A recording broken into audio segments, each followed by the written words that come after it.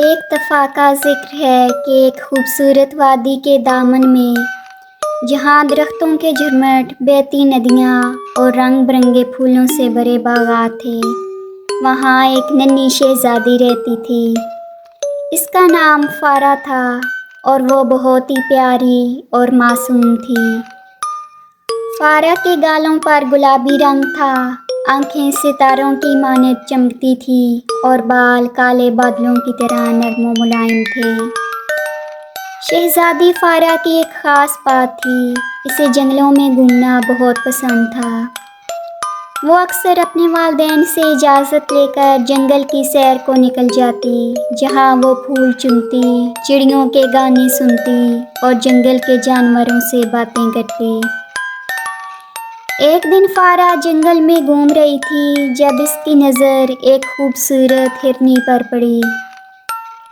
ہرنی کی آنکھیں بڑی بڑی اور گہری تھیں، جیسے وہ کچھ کہنا چاہتی ہو۔ فارا کو لگا کہ ہرنی کچھ اداس ہے۔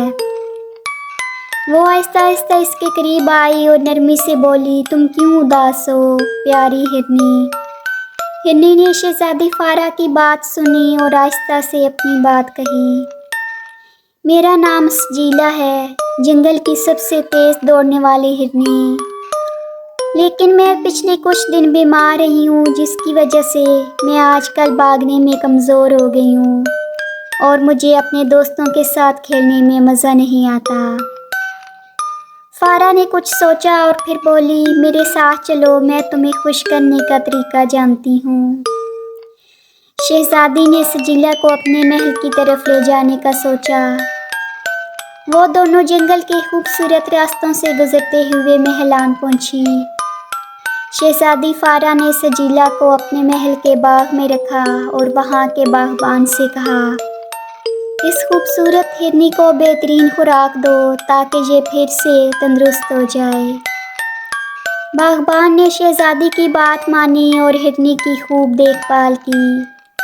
سجیلا نے تازہ گھاس، میٹھے پھل اور صاف پانی کا مزہ لیا۔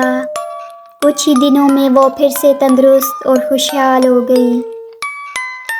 شہزادی فارا اور سجیلا بہترین دوست بن گئیں۔ وہ دونوں روزانہ باغ میں کھیلتے، ایک دوسرے کے ساتھ باتیں کرتے اور خوشیوں بھرے لمحات گزارتے۔ فارا سجیلا کی تیز دوڑ دیکھ کر بہت خوش ہوتی اور سجیلا فارا کی محبت اور دوستی کو اپنے دل میں بسا لیتی۔